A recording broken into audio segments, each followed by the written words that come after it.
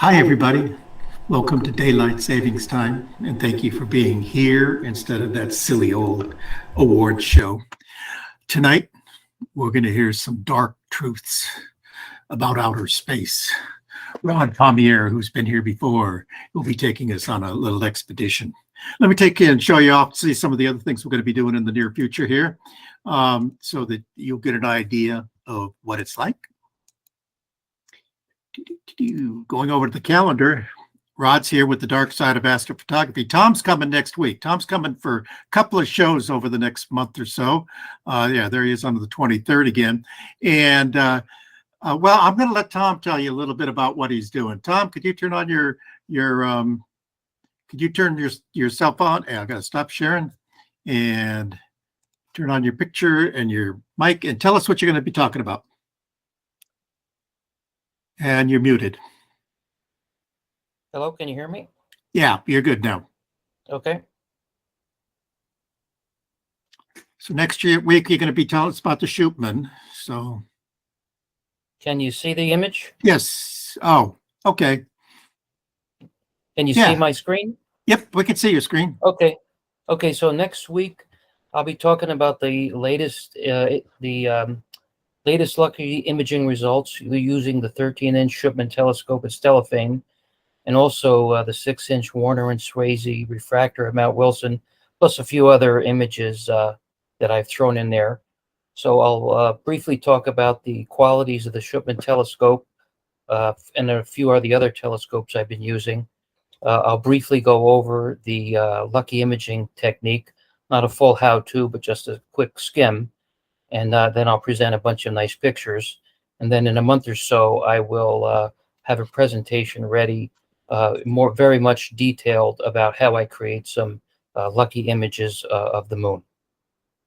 Thank you very much. We're looking forward to all that. Now, if you could stop sharing and I could start sharing again.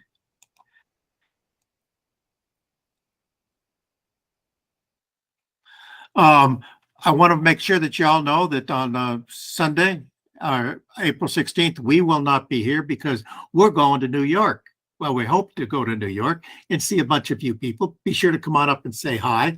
I'd like to get to know you, get to, say hi to you in person. It's always fun to do that. And, maybe I can talk you into doing a show or something because that's always important to me. And then we've got some other important people coming up. A lot of cool stuff. Steve Miller, who's done a lot of stuff on cloudy nights. You've probably seen him posting over there. Does a lot of imaging with a Dob. He's going to be coming up. Randall is going to tell us some stuff about what he wishes he knew when he was beginning all this stuff instead of just now. And those are some of our most popular shows where people go on and tell us about what they want to know or what they should have known or their growth in astro imaging. Let me turn off there. Hi, everybody. I see that some of our favorites are already signed in, and we've got 44 people watching right now. If you've got any questions, be sure to just type them over here. Put a big red question mark if you can, so that we'll see that you've got a question, and we'll gather them together. Rod's going to stop every now and then and ask if there are any questions going along. So, let's see. I think we're about ready to go. So, Rod, if you are ready, I am going to stop my sharing. If I get this right, I'm on the right screen. Yes, I've stopped my sharing. And take over, Rod. Where are you? Okay, thank you, Alex. And I will share my screen.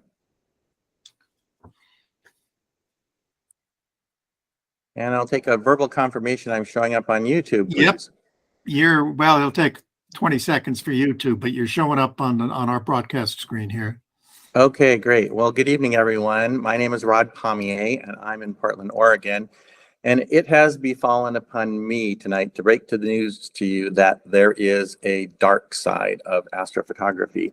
And I remember a number of years back when I first heard rumors that there might be a dark side of astrophotography, and I became very alarmed. And so I did what a lot of people do when they run into an alarming situation. I decided to consult an expert. And I think everyone will agree that when it comes to issues of the dark side of anything, the foremost expert in the entire universe, the universe that we're all out there trying to photograph, is Yoda. So I contacted Yoda and I said, Yoda, what can you tell me about the dark side of astrophotography? And this is what he said, and I quote, he said, powerful the dark side is. Dominated your images it already has. Well, I was horrified. I mean, how could the dark side have possibly infiltrated and dominated my images without me realizing it? And he said, go and take a look and see you will. So I went and took a look at my images. And sure enough, he was correct. The dark side had dominated my images and I never even realized it. And so I would bet that the dark side has dominated your images too, and you haven't even realized it.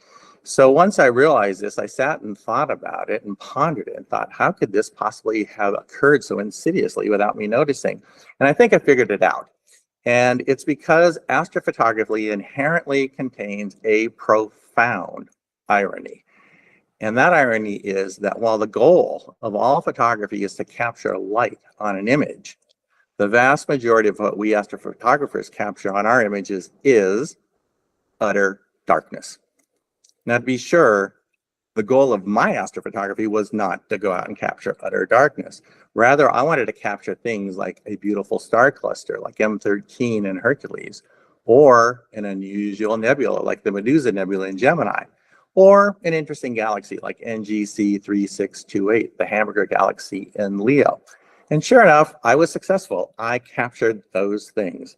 Nevertheless, that does not negate the fact that the vast majority of what I just showed you in all three of those images consisted of utter darkness. Now, if you don't believe me about this, you can analyze your own images, which is how I figured this out once Yoda warned me.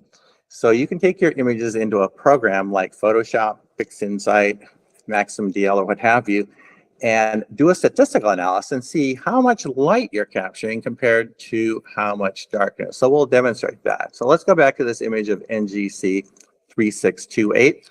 Take it into Photoshop, open it up, and bring up the histogram, and we'll zoom in on the histogram and take a closer look. Now, for those of you who might be new to astro imaging, we welcome you. But to review, a histogram is basically a graph. And what it shows along the x-axis are possible brightness values from completely dark to maximum possible brightness. And then along the y-axis, it plots how many pixels in the image have any of those particular brightnesses. Now, this is an 11 million pixel chip. So let's ask ourselves, how many pixels recorded bright values? And the answer, when you look at the histogram, is practically none. I mean, you can barely see this thin little green line going out here, and those are represented by the bright field stars in the image. The galaxy itself is displayed here in this long extended toe of the histogram. And yes, there's some bright white in here, so there are probably some pixels from that out here, but certainly looking at the histogram, not many. Meanwhile, the overwhelming majority of this image is represented here with nothing but dark values. So when you do an analysis like this, it forces us astrophotographers to admit that ultimately we spend hours, days, weeks, months, even years of our lives acquiring and processing beautiful images of, well, mostly nothing, a whole lot of nothing actually. So after I found this out, I went back to Yoda and I said, is there nothing that could be done about this? Am I doomed to continue photographing the darkness that is nothing for the rest of my astrophotography career? Is this a hopeless situation? And Yoda then told me something that I think I heard him say in a movie a long time ago. He said, no, there is another. There is another aspect of the dark side of astrophotography, and powerful it is. Harness its power and enable you to make beautiful images it will. And then he uttered two words to me. Because hidden in the darkness of space are regions of celestial darkness you can image that actually are something. And the two words he uttered were dark nebulae. Well, with that, I was on it. I looked up the coordinates of a dark nebula, pointed my telescope, and acquired as much data as I could and processed it. And I was rewarded with an image of a dark nebula. This time the focus was completely different. I was trying to image the darkness that was something. And with this, I began to harness the power of the dark side of astrophotography. Now, few astroimagers attempt to harness the power of the dark side of astrophotography, and that's because dark nebulae receive scant attention from astroimagers who focus primarily on objects that either emit or reflect light and keep getting fooled by the dark side into photographing mostly the darkness that is nothing. And that's a shame, because dark nebulae are actually some of the most important objects in the universe. In fact, we owe our very existence to them, and in more ways than one. And perhaps if we spend a little time right now learning about them, you may become as enamored with them as I am and choose to try to harness this aspect of the power of the dark side of astrophotography. So dark nebulae are components of much larger intragalactic structures. And those structures are molecular clouds, so named because they mostly contain molecular hydrogen, whose symbol is H2. Now, the dark nebulae within these intragalactic molecular clouds are composed of microscopic dust particles. And those particles are coated with frozen carbon monoxide and nitrogen, which are very efficient at absorbing virtually all wavelengths of visible light. Now, even though the dust particles in dark nebulae are finer than those in cigarette smoke, and their average density in space is less than 1,000 particles per cubic millimeter, nonetheless, their combined effect in some regions of space is sufficient to block all light from behind them, producing a dark silhouette in the sky. Now that's amazing, but what's even more amazing is that some of these dark nebulae are so large they're visible to the naked eye, like the Southern Coal Sack near the Southern Cross, or even more amazing is the Great Dark Rift throughout the summer Milky Way.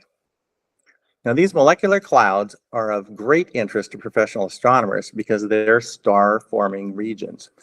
New stars are born within them when condensing regions of this molecular hydrogen gas reach sufficient density for nuclear fusion to occur. Now, the smart people among you will say, hey, I know my cosmology. The Big Bang produced atomic hydrogen, whose symbol is H, laced with trace amounts of helium and lithium. So where did all this molecular hydrogen you're talking about in molecular clouds come from?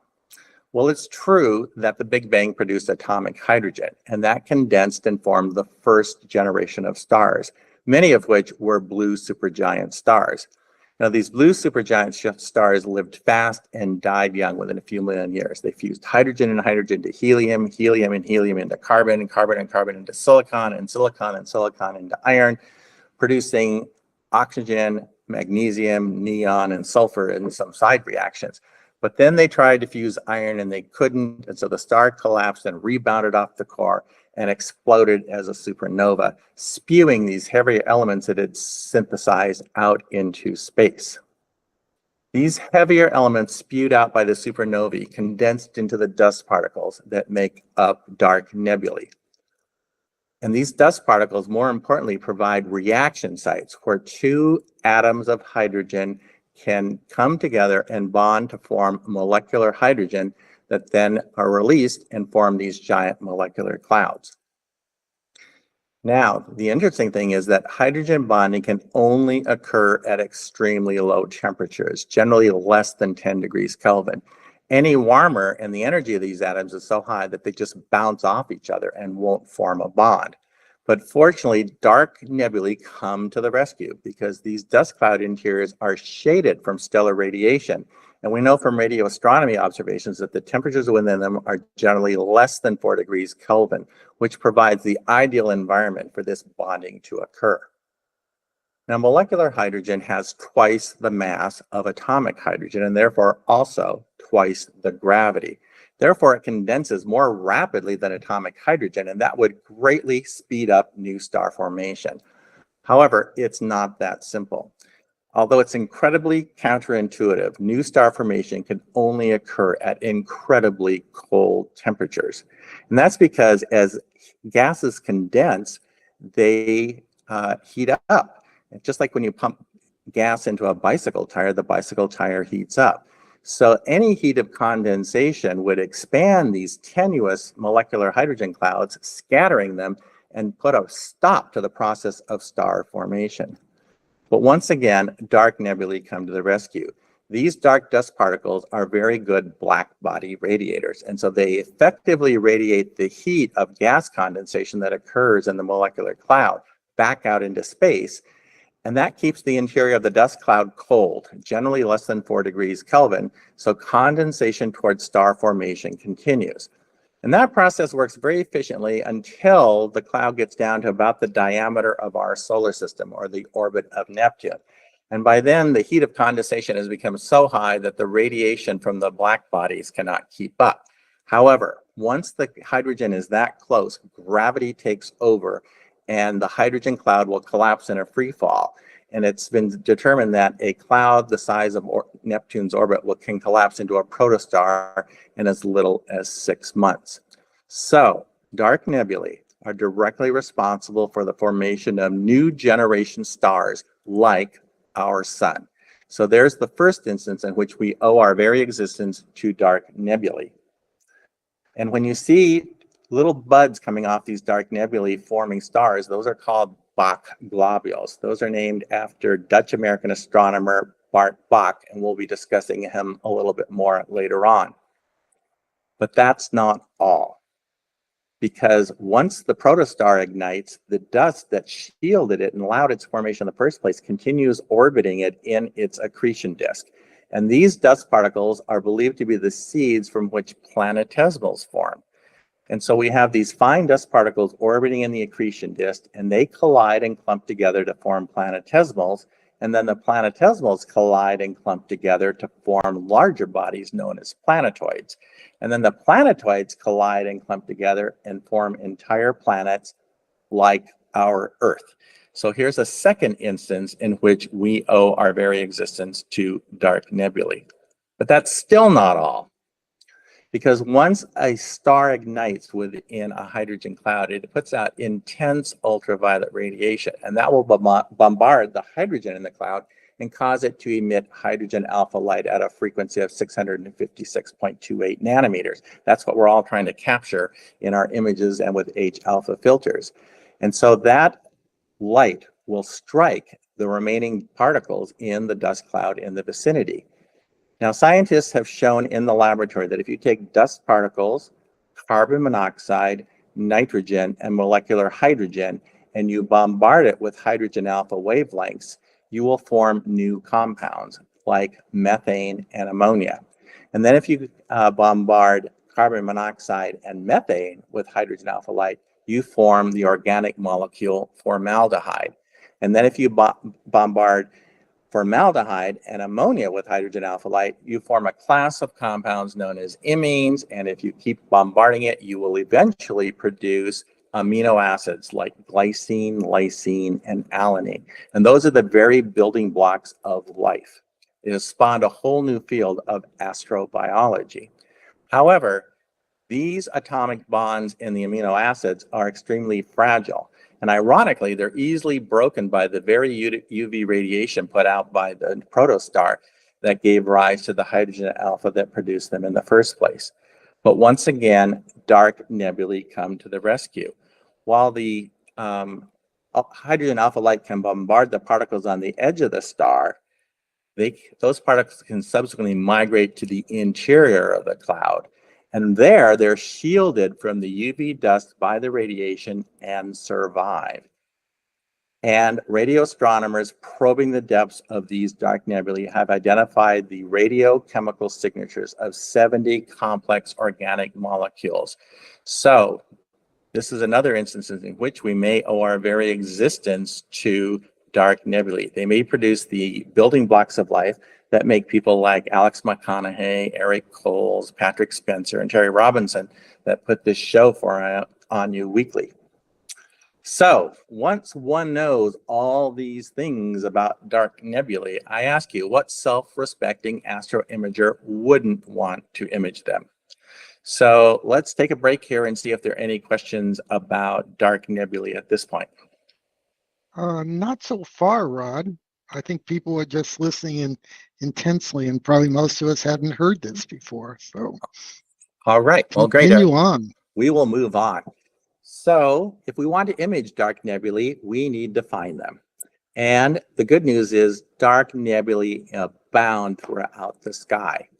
Now, we can only see them when they're silhouetted against star fields, hydrogen alpha nebulosity, or occasionally reflection nebulosity, which means they're predominantly found along the course of the Milky Way, which provide a broad band of starlight and nebulosity that betray their otherwise hidden locations. Now, there are catalogs of dark nebulae, and hundreds of dark nebulae throughout the sky have been cataloged. Some dark nebulae even have nicknames. And these catalogs are available both in book form and online. Now, perhaps the most famous dark nebula catalog is Barnard's catalog, and objects in that catalog are annotated by a B followed by the number of the object. This catalog was compiled by pioneer astrophotographer E. Barnard by finding them within the numerous photographs of wide field regions of the Milky Way. And he compiled his list of 349 objects. Now, perhaps the most famous Barnard dark nebula object is the Horsehead Nebula in Orion, and that is otherwise known as Barnard 33. And it is back illuminated by the hydrogen alpha emission nebula IC 434. This is Barnard 343. This is actually my first intentional publication of a dark nebula, and this was published in Astronomy in March 2017. This is Barnard 347 in Cygnus, and this image is due to be published in Astronomy magazine in an upcoming issue. However, the premier catalog of dark nebulae is the catalog of Lind's dark nebulae. And items in that catalog are abbreviated with LDN, followed by the number of the object. This catalog was compiled by astronomer Dr. Beverly Turner Linds back in 1962. And this is her book, Dark Nebulae, Globules, and Protostars, which is the absolute Bible on dark nebulae, globules, and protostar formation. And it contains 1,802 dark nebulae targets. These targets are found on the Pommier Observatory Sky Survey Wild Field photographs, and therefore it covers objects from +90 to -33 declinations, essentially all the sky visible from Pommier Observatory. And if you look at this catalog, it has the object number, and then the coordinates of the dark nebula in galactic longitude and latitude, which I doubt few of us would use, and then the right ascension and declination. But be warned, these are 1950 coordinates because Dr. Linds published this catalog back in 1962, when that would have been the current area. That's then followed by the area of the dark nebula in square degrees, and then her judgment of its opacity on a scale of 1 to 6, with 1 being fairly translucent and 6 being as black as possible. So this object that I showed you earlier as a dark nebula, this is actually Lind's Dark Nebula 881 in Cygnus. And when I sent this into Astronomy magazine, I was writing to Michael Bakich, and I said, these remind me of the tattered robes that the Dementors wear in Harry Potter films, not to mention the puffs of black smoke that get produced when he points his wand at them and calls out expecto patronum. And Michael Bakich loved that, so he published it under the moniker of the Dementor Nebula in the August 2018 issue of Astronomy, with the caption of expecto patronum, which is what they yell when they zap Dementors. Now, there are still countless dark nebulae that have not been cataloged by either Barnard or Dr. Beverly Turner Linds. And one thing I like to do is just go roam the sky using the Aladdin Sky Atlas. And here's the address for that. And just find interesting dark doodads that I might want to photograph that would make an interesting image. So what you do is up at the top where it says command, you go in and type anywhere you want to go in the sky. It could be an object like M81. In this case, I typed in Satyr or Gamma Cygni, and as you see, it took me to Gamma Cygni. And I just strolled a very short distance from that before I found this interesting dark doodad, which has not a Barnard object nor an LDN object. And it has some interesting pillars and tadpoles and other things by it. So I made an image of that. And this one is also due to be published in an upcoming issue of Astronomy magazine. And one interesting thing I noticed when I looked at the star field on the left side of the image is that it matched the star field on the right side of my image of Barnard 347. So when you shoot these, you can make photomosaics out of it. So here's a slice right through the middle of this region of Cygnus, and it contains all three types of dark nebulae that I've talked about. Barnard 347 on the left, an uncatalogued object on the right, and it turns out this very large, dense dark nebula in the center is Lynds Dark Nebula 889. Now, Lynds Dark Nebulae abound in the sky. I mean, with 1,802 objects between plus 90 degrees and minus 33, you can just imagine. So they show up in photographs, whether you know it or not. And I'm now going to show you an image, a series of images, all of which have been published in Astronomy magazine or due to be published. But I didn't turn a single one of these images in as a dark nebula. Yet every single one of them has a Lynds Dark Nebula in them. And I would argue that they actually help make the image publishable. So let's take a look at some of these. So this is the Iris Nebula, which was so named by Daphne Hallis. And a lot of us have imaged this. It's a very popular object. And a lot of us like to capture the dust around it. But what you might not know is that it is embedded in Lynds Dark Nebula 1174. Now, 3 years after Dr. Turner Lynds published the catalog of Lynds Dark Nebulae, she published another catalog of Lynds Bright Nebulae. And that has about 300 objects in it. And a lot of people refer to the Iris Nebula as NGC 7023. That is actually incorrect. That is the designation for the star cluster to the west of this nebula. And the correct designation for the Iris Nebula itself is Lynds Bright Nebula 487.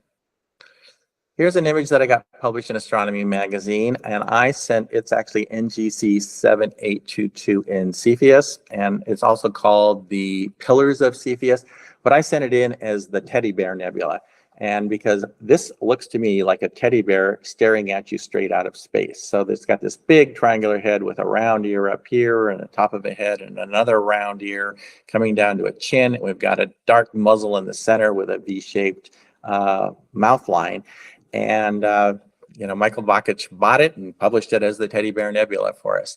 But what you might not realize is that this contains Lynds Dark Nebula 1269 at the top, 1270 to the upper right, 1271 below it, and the dark muzzle of the teddy bear is Lynds Dark Nebula 1272.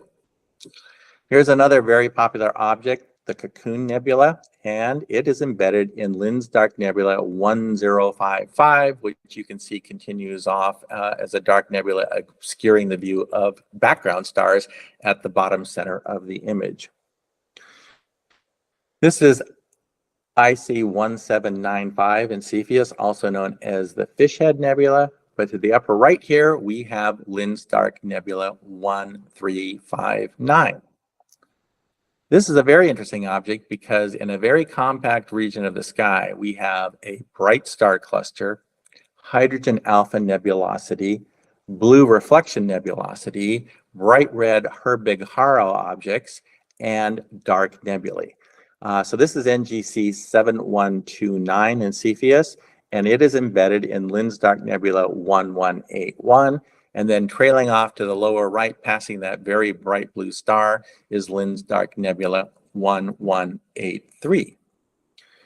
Now, we nickname a lot of emission nebulae because we're kind of wired to look for recognizable patterns. And so we've nicknamed thousands of nebulae like the Trifid Nebula and the Eagle Nebula and the Swan Nebula, etc. Very often, dark nebulae are what really help make these illusions. So this is known as the Phantom of the Opera Nebula in Cassiopeia. And because it resembles the mask worn by the character in the 1920s and 1940s movies with Lon Chaney or Claude Rains, or the character in the Andrew Lloyd Webber musical. But clearly this illusion would not work if it were not for the dark nebula making the two eyes and the other dark nebula making the mouth. And this is Lynds Dark Nebula 1282, making the eyes, and Lynn's Dark Nebula 1283, making the mouth. Another thing we frequently photograph is the North America Nebula, NGC 7000. And this region is the Cygnus Wall. When we were asked to send in images for the beauty of dust, many of us sent in images of the Cygnus Wall, and this was my entry. And this is the Mexico region of it. And clearly, this illusion of this nebula looking like North America wouldn't work if we didn't have this big, dark area representing the Gulf of Mexico, which you can see up here in the top right corner. And that is Lynn's Dark Nebula 935. So the point of this whole succession of images is to convince you that dark nebulae can make an image in multiple ways. For one, they provide contrast. We're trying to record light. Certainly darkness is what provides contrast that makes the image interesting and captivating. They provide detail, often the finest details visible in the image. After all, emission nebulae are, well, nebulous, but frequently dark nebulae have very intricate wisps and knots of dark material that can really make the image snap. A big problem we have with our astrophotographs is people complain they're two-dimensional, and we need to provide depth of field when we process them. Well, clearly dark nebulae will aid in providing depth of field because those objects are clearly in front of what's in the background. And some of these dark nebulae have layers upon layers. You can have a dark cloud in front of a slightly lighter cloud in front of a still slightly lighter cloud with billowing and puffing. And so this can actually provide a 3D texture to your image with all this layering and billowing. So here's an example of detail. This is an image I got published in Astronomy magazine a few years ago. This is actually an image in the region of the North American Nebula and the Pelican Nebula. So down here in the lower right, that's the beak of the Pelican Nebula. And up here in the upper left, that's the Newfoundland region of the North American Nebula. This large object in between used to be known as the Skull Nebula. But when I photographed it, speaking of the dark side, it reminded me of a stormtrooper helmet. And Michael Bakich agreed with it. The only thing he didn't like is that this is not in a galaxy far, far away. It's in a nearby nebula. But if you look at this image, you really can't see any detail in the hydrogen alpha nebulosity at all. All the detail in this image is coming from the intricate wisps and drifting and knots of the dark nebulosity, which really make this image for us. And then, of course, there's NGC 2024, the Flame Nebula, and it wouldn't look like a flame if we didn't have all the dark dust in front of it. In fact, in the old days, this nebula used to be called the Tank Tracks Nebula because the pattern of dark dust looked like the treads left by an army tank. Now, I'm going to ask a question of Eric and Alex and Terry on the call. Anybody notice what's missing from this image of the Flame Nebula that you usually see in other images? Yeah, normally you have the horse head. That's true, but it's too small a field. field of view to capture the horse head. There's something else missing that you usually see even at this focal length. Well, there's a nice reflection nebula. It's actually the glare of Doing- L9TAC. It's usually just flooding this field, and there's often a very large diffraction spike cutting across the nebula. So because I have a Schmidt-Cassegrain telescope, it doesn't have a spider in the front to produce a diffraction spike, and I built this extremely long dew cap and put it on the telescope to cut out L9TAC to the right and get rid of the glare so that I could get just the nebula with no glare or diffraction spike. So I published this image as the Flame Nebula alone. So as long as we've interrupted you for a moment, there's at least one question. I have another one. Let's see. Garnet asked, I have a question. How many of these dark nebulae do you think are broadband targets? To rephrase about the percentage, are they hydrogen narrowband dependent? I think it's about 60% hydrogen alpha dependent and about 40% are star field images. And probably an obvious question, LDNs versus LBNs. You still have dust in LBNs, so what is the functional difference between those two? They still have obscure stars in the background, but one's a little brighter than the other. Yeah, Lynn's bright nebulae are emission nebulae and reflection nebulae. They are not dark nebulae that absorb light. So her criteria for calling something a Lynn's dark nebula is that the Palomar Observatory Sky Survey had red images and blue images, and to make it in the catalog, it had to block background stars in both images. And on the other hand, even the Orion Nebula has an LBN number. She just went through the entire sky, took all the emission and reflection nebulae that we already know about, plus some that we didn't, and gave them numbers. But there are only 300 and some of them compared to 1,802 for the dark nebula catalog. And Pam, she wants a list of your equipment, your camera, your scope, mount. So I'll show the scope later on. The camera was always an STL 11,000 from SBIG. We're going to talk about the equipment used and how you can do this from almost anywhere, I think. I have a whole section of the talk about that. Rod, I had a question of my own. Could I ask you to go back to, say, the Cocoon Nebula? You used the term embedded for several right in through here, including the iris and several. Could you use your cursor to point out what is the Lynn's Nebula versus what isn't, etc.? The Lynn's Nebula is enormous in this picture, Alex. It goes all the way up here. You can see dark nebula. It gets a little bit purple here and that. All of these things that are superimposed in front of the Cocoon emission nebula are also part of LBN. And then it continues down here and goes far beyond the image, the extent of this image in the bottom. And so that all of that is LDN 1055. Only part of which is relatively backlit by the emission nebula behind it. Correct. We're seeing a change of character because at the top it's obscuring background stars. In the center it's obscuring emission nebula and some reflection nebula. And at the bottom it's obscuring star fields again. So I have another question.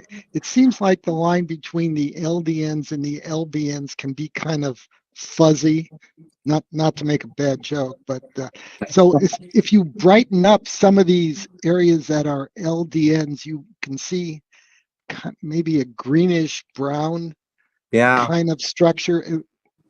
So are those just in-betweeners, or are they not classified, or are they? I think you'd have to call them not classified.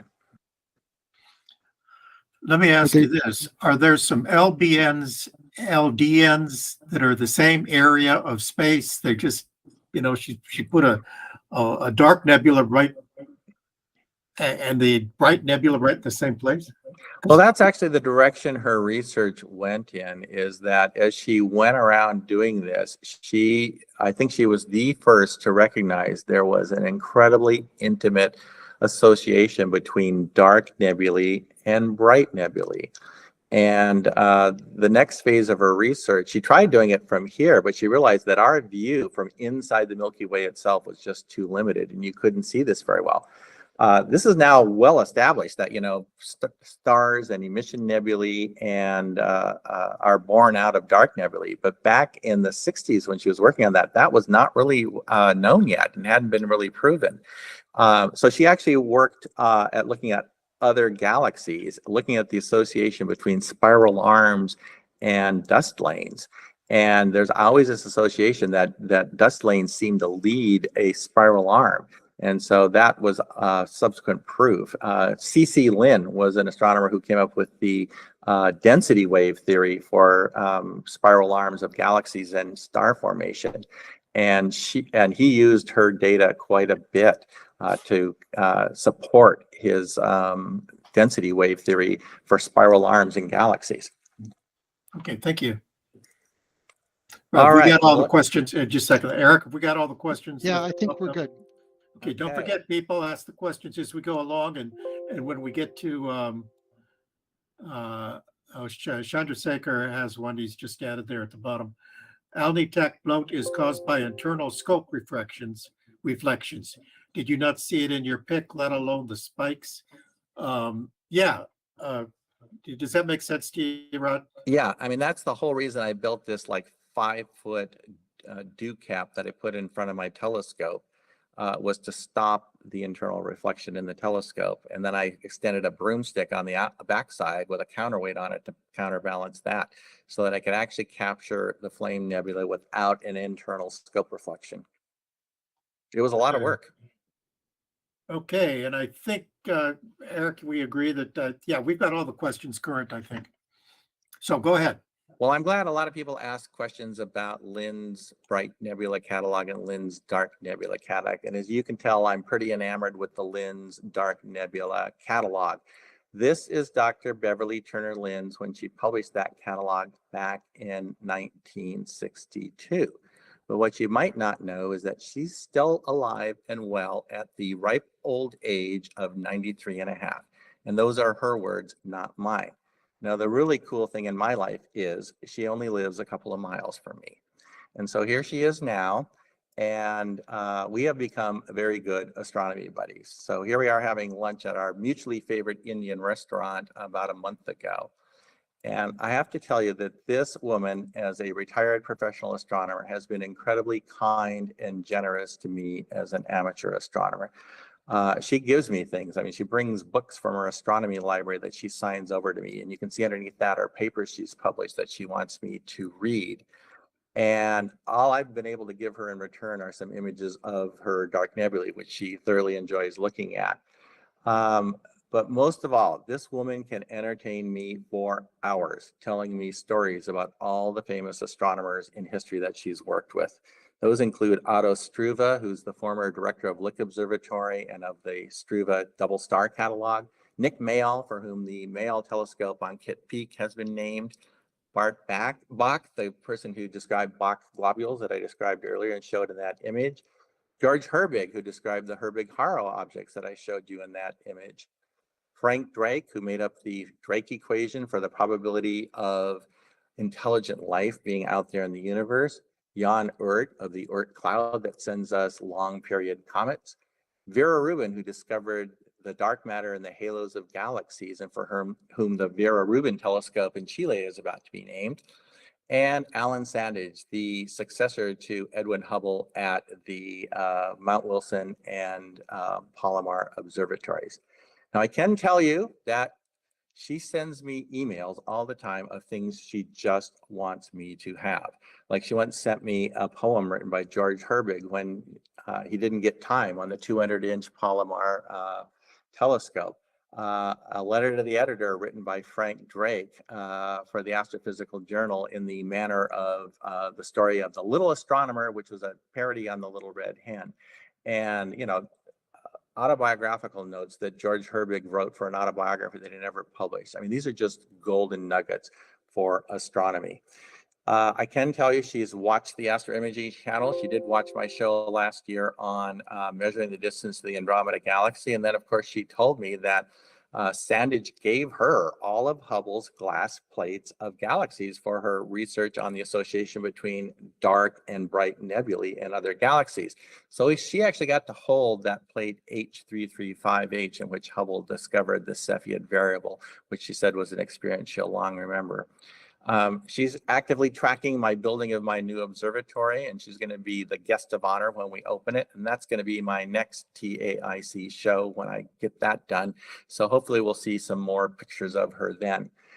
This is my copy of her book, which is a first edition. And I was very happy that she autographed it for me, which makes it just priceless to me. So she's certainly been a blessing in my life as an amateur astronomer. So I bet we don't have any questions now, being we dealt with all those. Well, there actually was one here that. One more? Okay. Well, Greg, here, let me just read it since I hadn't read it before. Do we know if these dark structures are connected objects, or could they be several independent layers? Thinking 1055 might be one of the structures internal to the cocoon and the other regions separate. In other words, are these dark nebulas separate, or are they somehow connected, or do we know? In some instances, we know that there are multiple layers of dark nebulae because you can see one in front of another, and we're going to process an image that shows that a little later on. There are coincidences. She also gave her own Lynn's dark nebulae numbers to all of Barnard's objects, and she had much better resolution in the polymer sky survey images than Barnard did in his wide field photographs. So, for example, 8 of one of her objects comprise what was thought to be one large Barnard object, but it's actually 8 separate objects on the polymer sky survey. And another question just came in. Let me just read this one again. This is great. Could We're it- getting so many questions on this show. Yeah, we got a nice attendance too. Could it be that we are just observing from a dust bubble and that the stars are actually brighter, affecting our measurements of star brightness, and we may not know it? How much dark dust is there around us? Oh, yeah, that's called that extinction, and it is a huge topic. And so what radio astronomers and some optical astronomers have done is they have calculated the density of dust and the amount of extinction of starlight that occurs in various regions of the sky. And they therefore adjust the distances to the stars behind them based on those data. So it's a very, very interesting active area. Did she ever do anything, or were they even aware of IFN? I don't think they Nebula? know. No, it's not cataloged. I don't think they could capture it then. It's really interesting to talk to her because, you know, I can show her these images that all of us are able to capture from our backyards. And she says, you guys are so spoiled. She says, you know, we could barely see these things on long exposures back in the 50s, 60s, and, you know, even up into the early 80s. And now you can spot these things and see them in so much better detail. So she was actually the person who did the very first CCD probing of the Trifid Nebula in Sagittarius, imaging the dust clouds with that very new technology. Okay, I think we're all set for now, Rod. Go ahead. Okay, so let's go on to acquiring and processing dark nebulae data. So I know that some people can produce really spectacular images of dark nebulae. They have, you know, very fast f2 and f3 telescopes. They may be working under very, very dark skies. And you can get these rich chocolate brown images of nebulae. I can't do that. I have a long focal length scope, and everything you saw earlier was shot at f8.3 if I put a focal reducer on it, or the native ratio of the telescope, which is f11. So those are quite slow. And I am shooting in Portland, Oregon under a Bortle 7 sky. So I really want to encourage you that I think you can all, you know, get these kinds of images if you make an attempt at it, and we can do some decent processing of them. So I mentally divide dark nebulae into 2 major categories. The first are those that are betrayed by starry field backgrounds, such as the Iris, Cocoon, and NGC 7123. That's how you can tell that there are dark nebulae, because they're blocking the field of view of stars. And the second category are those that are back illuminated by hydrogen alpha nebulosity backgrounds. And I acquire and process these 2 images differently. So let's begin with those nebulae that have starry backgrounds. So what I do is I shoot L, R, G, and B subframes of the field. And of course, if you have one-shot color, you would do all that in one go. Then I'll stack and stretch and assemble those into an LRGB, or you can again do that just with a single stack of the OSC images. And I process it just like I would for any other object. But I intentionally avoid using gradient removal tools. Gradient removal tools can mistake dark nebulae in the starry background for gradients and completely remove them from your images. Then I examine the image and look for areas of questionable dark nebulae. Areas with fewer or no stars are big clues to where the dark nebulae are located in your image. And the information tool can also help. If you have a spot in that image that you know to be true, clear background sky, you can get a reading on the sky background level there, and then go check your questionable dark nebulae. And there are usually subtle differences. They're small, but they're real, and we can exaggerate those later. The problem is that all these dark nebulae in a just sort of moderately stretched image look just like other areas of background sky. The key to make them look like objects blocking our view of background sky is to make them brighter or darker than the background sky. And I find that a really good way to do that is with the high pass filter in Photoshop. So I'm now going to do a demonstration using my LRGB image of NGC1333 in Perseus. And I remember in a show not too far back, somebody put in the chat that they had shot this nebula and really didn't get much. And I would encourage you, if you watch this show, to go back and give it another go and try these image processing techniques on it, because you may, in fact, have gotten something. So let's drop this and go into Photoshop.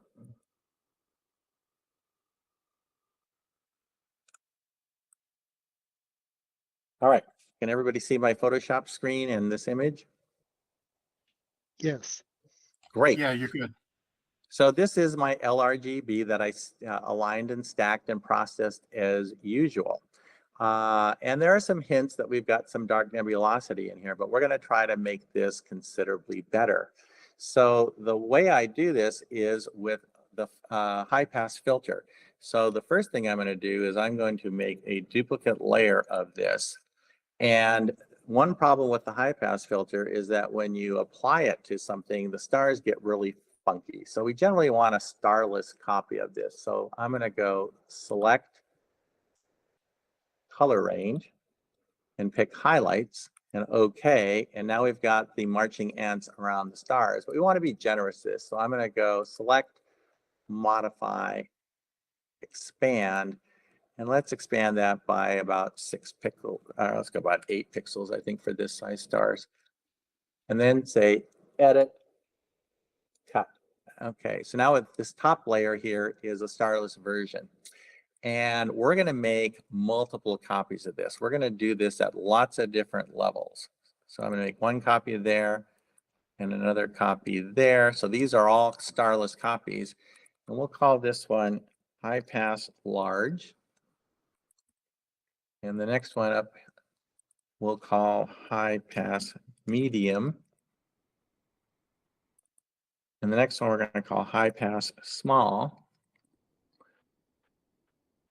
And I may do 5, 6, or even 7 layers on this, but for time's sake, I'm just going to focus on 3 today, just to give you the general idea, and then we'll show you what the finished result can be. So let's turn off these top 2 layers, and let's go with the high pass large. And then we go to filter, other, high pass, and we get this gray image. Now, here we have the radius selector, and as we slide this from left to right, it's just like wavelets. We're going to pick up progressively larger and larger structures with this. And I recommend that when you build these layers of dark nebulae, you go from large to small instead of the other way around. So I'm going to go for really large scale structures on this first pass. And I'm going to pick something of about 500 pixels, looks about right. Now, I looked at what this image looks like on 720p, and I think it's really hard to see the dark nebula that I've just highlighted. So I'm going to show you where it exists with the brush tool. So what's showing up on high pass when I have this selected is a region that looks about like this. It goes here and up around like that, and then up here, and then it comes back in about here and leaves there. And then it comes down around like that and out this way.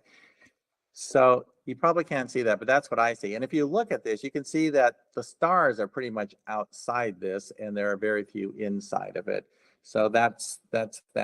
So a couple of problems is that we're going to throw this on here using the overlay technique. And when you go to overlay, the magic happens. It helps the dark nebulosity show up, but it does a lot of other funky things to the rest of the image, and we don't want that.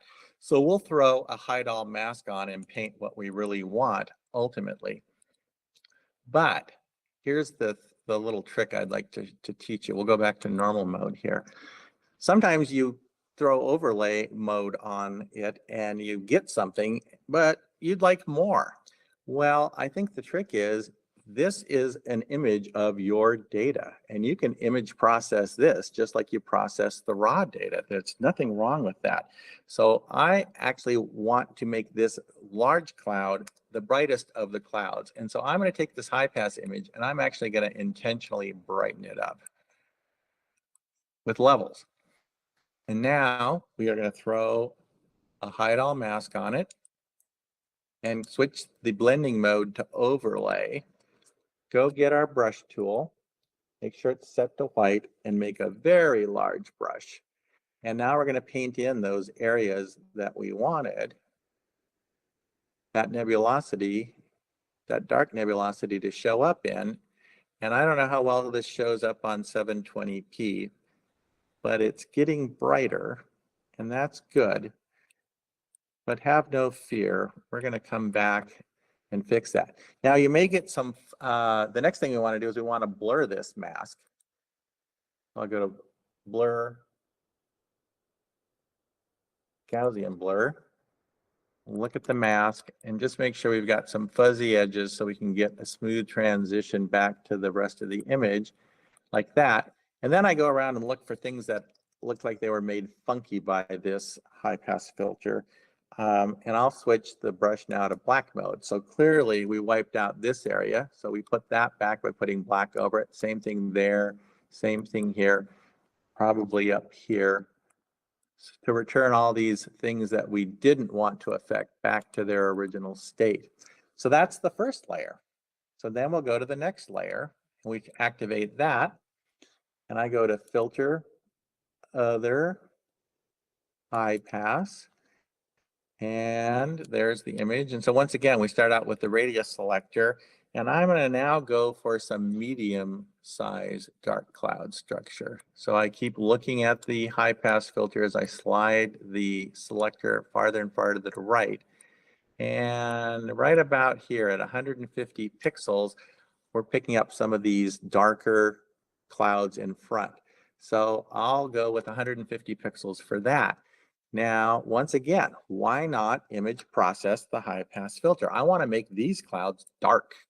So let's pull up levels and we'll darken the high pass filter image.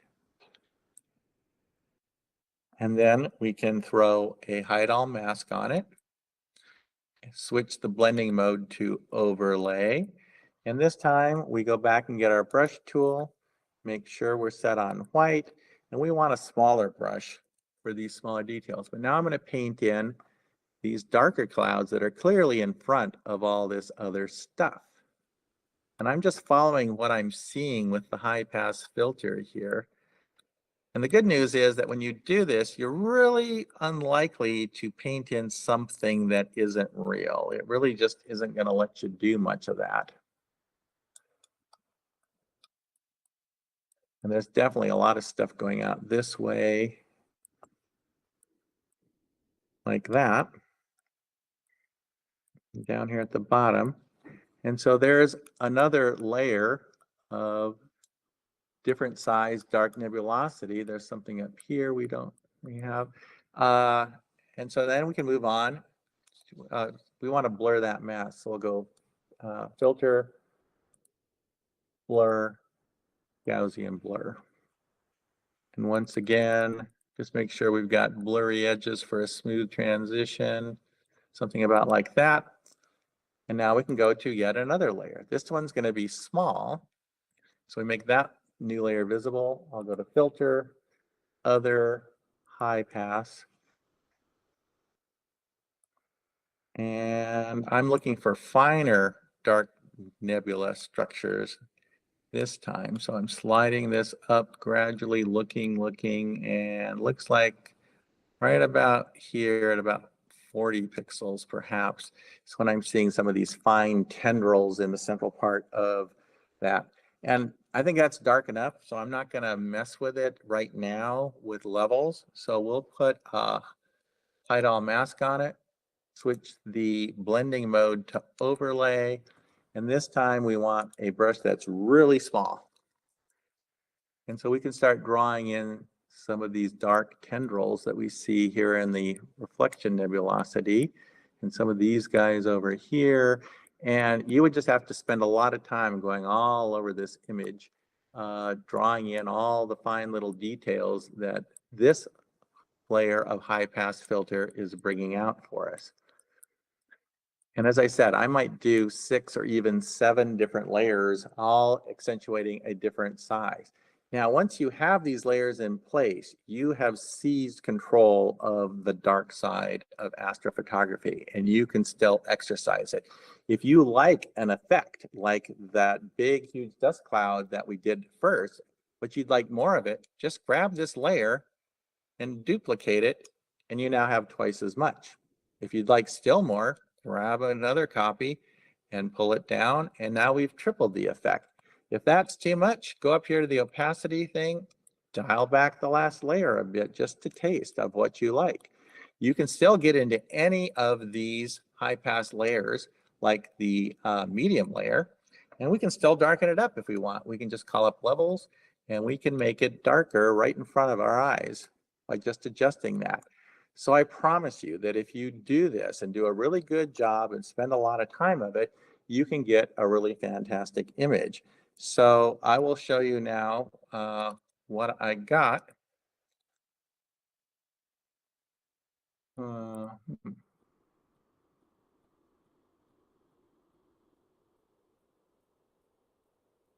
there's the finished image that I did. So you can bring out a wealth of detail of dark nebulosity compared to what we started with using nothing but the high pass filter. Now there are other programs that will also help. By the way, that's Lin's Dark Nebula 1450, and over here is Barnard 205. So there's an example, like I mentioned earlier, where these things are actually layered and separate. There's other things you can actually see in this image. So if you guys remember these images from star formation, it's like once a protostar is born and it's rotating with this accretion disk around it, there's a lot of static charging that's rubbing together in this accretion disk, and that sets up magnetic fields that cause bipolar outflows, with the positive charges flowing out in one direction and the negative charges flowing out in another direction. So if we go back and look at this image, you can actually see an example of this occurring in a dark nebula.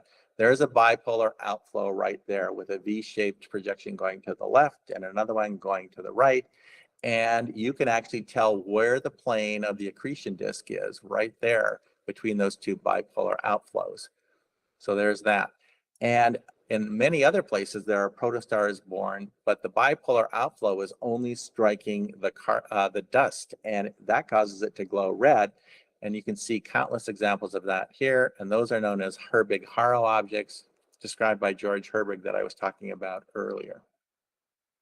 So let's move on to image process. Oh, yes, as I was saying, there are other programs that can help. For example, PixInsight has a script called Dark Structure Enhance. You basically take your image in there and find script, Dark Structure Enhance, and run it.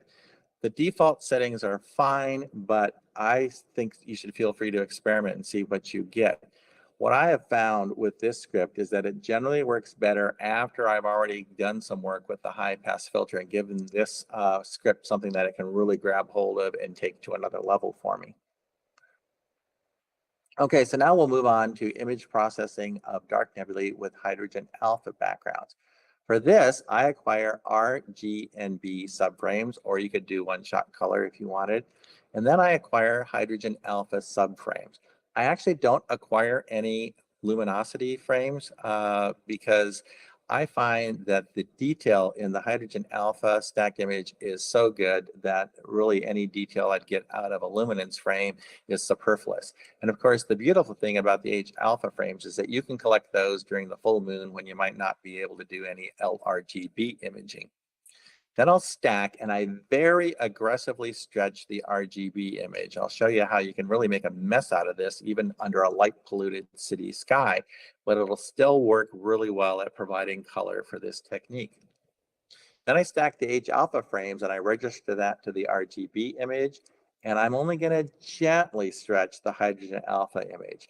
It's really tempting to stretch it and just make all this hydrogen alpha detail gloriously bright with the dark dust in front of it. But that will only result in a displeasing salmon color when you colorize that hydrogen alpha data in the final image. So the secret is keep it dim. If you keep it dim, you can colorize it with a deep red color of hydrogen alpha, and it'll look like a much more realistic deep sky image. Then I colorize and combine the H alpha data with the RGB data in Photoshop. Now, there are countless ways that have been described to combine hydrogen alpha data with RGB data. And a lot of them are complicated, and they involve very complicated formulae in PixInsight and the like. And I instead use this technique. A lot of us have used it. I wrote it up in the October 2013 issue of Astronomy.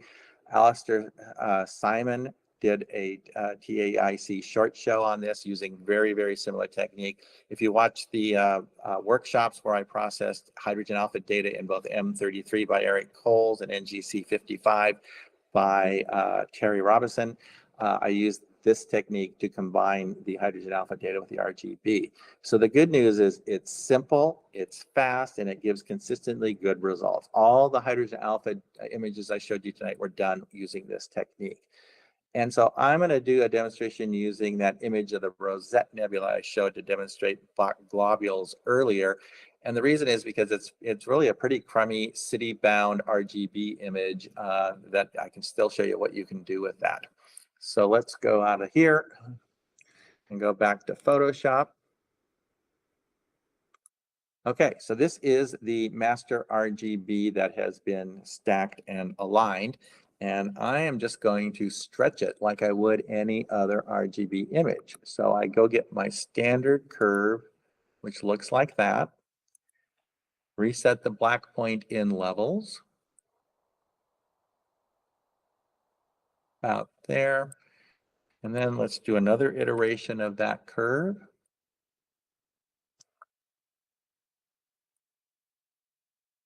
Reset the black point about there. And one more iteration, maybe too much. But we're going to try to stretch these data to the point where they start breaking apart and we start getting combing. So we're getting close. If you look at this edge, it's a little bit jagged, so we're starting to get some combing. So maybe just one more slightly gentle stretch. Something about like that. And you can see now I'm getting combing of the data. So we shouldn't really try to stretch it anymore. But that's what I'm talking about. This is a typical, bright, light polluted sky type RGB image. So now let's go get our hydrogen alpha data. And we're once again going to just stretch this, but not aggressively. We're going to keep this one dim. So we'll do the standard curve as the first iteration. Darken the black point. Let's do another iteration of that. Oops, sorry.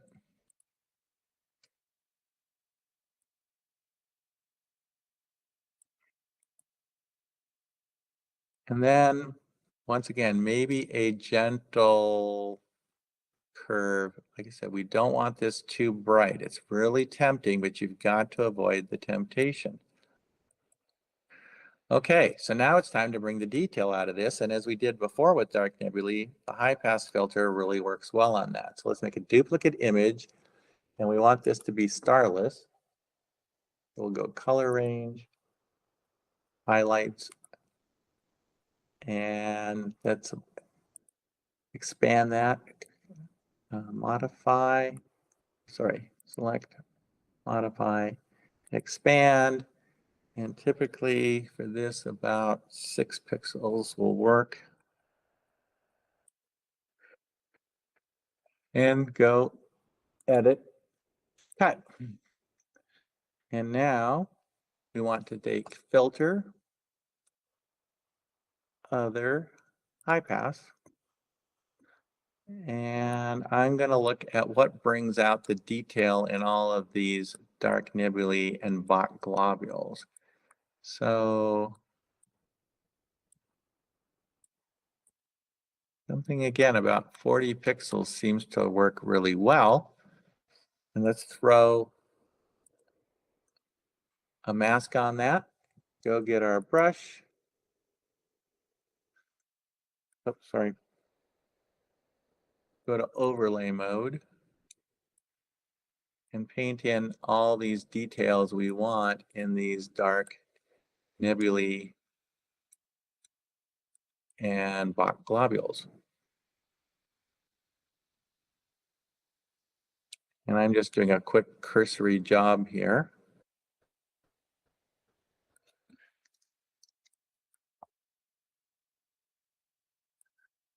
And let's get some of these globules up here.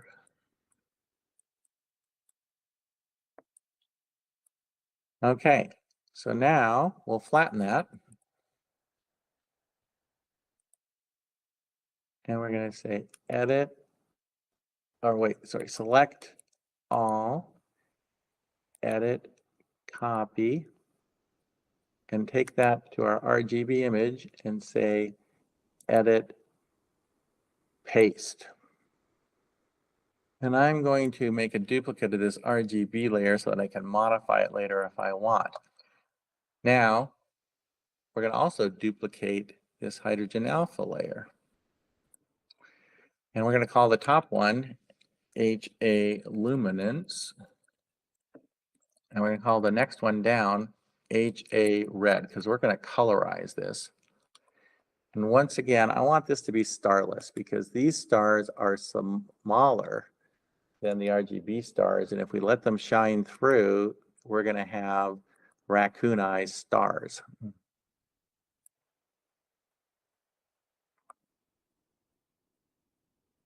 So we'll expand this a bit.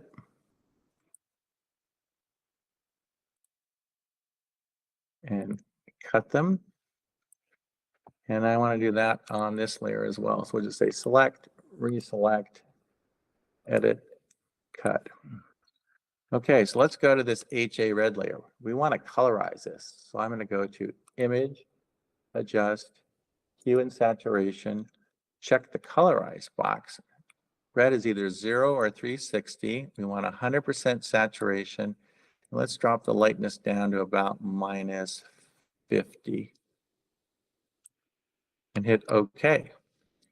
And now if we go back to the luminance layer and we combine that with luminosity blending mode, we have put our red into our hydrogen alpha data. Now the magic can really begin. What we want to do is we want to go to the HA red layer and change the blending mode to lighten. When you go to the lighten mode, it compares the brightness values of every single pixel between the upper layers and the lower layers and always selects the brighter of the two. So you can now get the best of both worlds, all the glorious detail and dark nebulosity of the hydrogen alpha data, plus the color and RGB stars of the RGB layer. So if we go to lighten mode, we get that. And then you have total control of how much of the data from hydrogen alpha and from RGB goes into the final image with the opacity slider. And I generally find that something around 50% works really, really well. Right about there. And of course, you can play with any of these things. If you want to make the red a little bit more prominent, you can do that on that layer. And anything you can do that increases the contrast of your RGB layer also generally helps the color. And then we can crop this.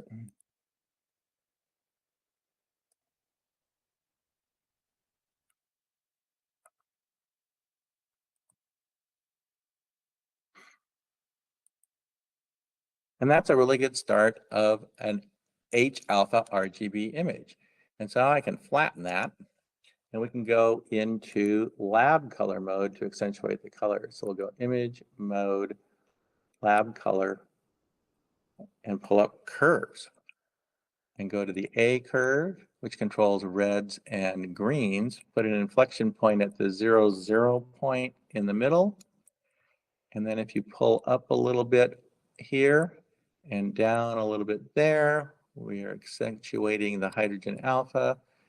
And if you go to the B channel, and again, put a 0, 0 inflection point in the center and pull up here and down by the same amount on the other, we're getting a really nice H alpha RGB image. And then of course you can do everything else. You put it back in RGB mode, and you can work with color balance, with shadows, highlights, anything you want, and just really tweak it. And so I will get out of this program now and go back to my presentation. Rod, Yeah. before you, could you go back to the Photoshop image for a moment? You bet.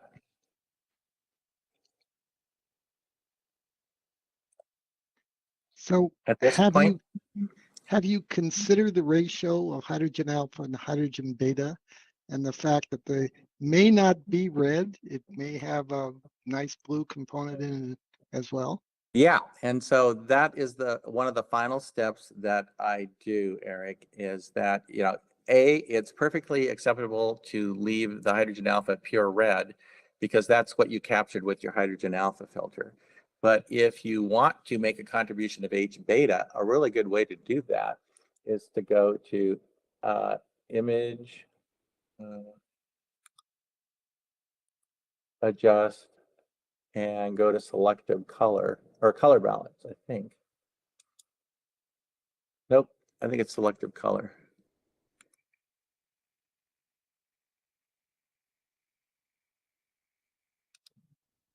Yep, and so now if you go to the reds, subtracting yellow is the same as adding blue. And so you can adjust your hydrogen alpha, hydrogen beta ratio to taste. And so you can do this by eyeball and just go for the usual bubblegum tone that people get when they have the correct mix of hydrogen alpha and hydrogen beta.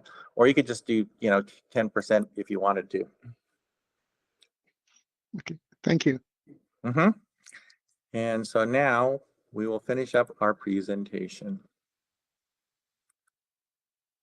So after you've seen this image before, but there was my final image. And yes, Eric, I did go into selective color and throw in about 10% hydrogen beta on this. Now, I want to call attention to this area right here in this image. This is a page from Dr. Lynn's book from a section. This is a photograph taken by Bart Bach during his original research on Bach globules. This was done with the 90-inch reflector at Kitt Peak using a photo multiplier tube and hours and hours and hours of exposure to pick up these dark globules. And of course, now any of us in our backyard, this is a single 30-minute sub of that region. So we've come a long way. I can only imagine what Bart Bach could have done with the kind of equipment that we all own these days.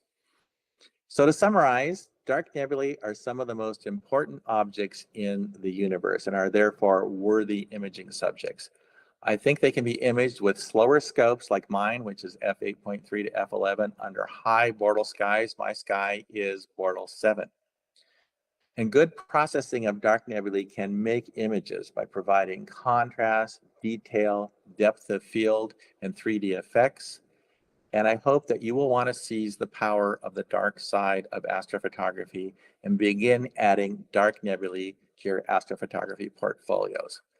But one final word from Yoda, be careful, for once to the dark side you have crossed over, difficult to go back, you may find it.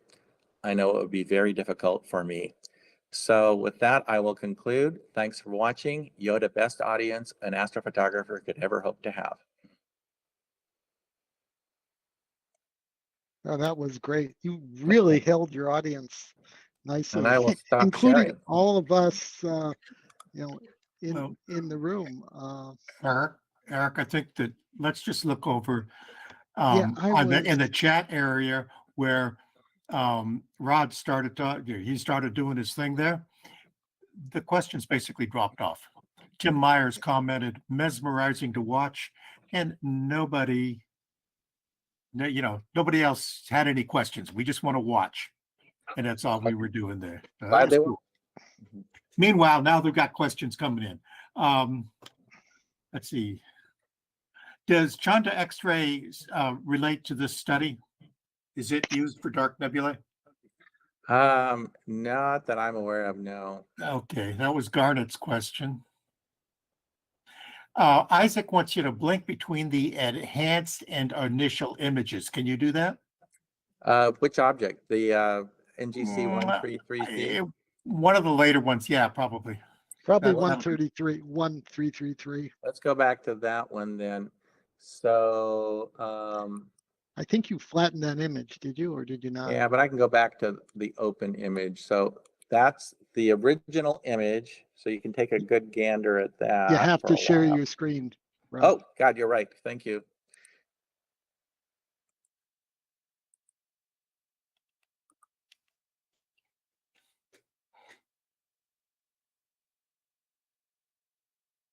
Okay, you're sharing.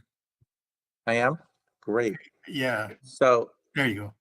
can you see, this is the original NGC 1333 in Perseus. And then if you take a good look at that and memorize that, we'll now go find the final image. No, I didn't want that button, did I? I needed this button.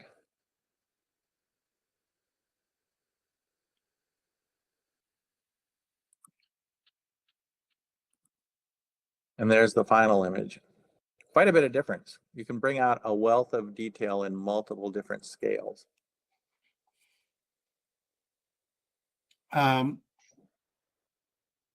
Chris asks, you said you don't use tools that remove gradients from your images. How do you keep light pollution and sky gradients under control? That takes really careful judgment.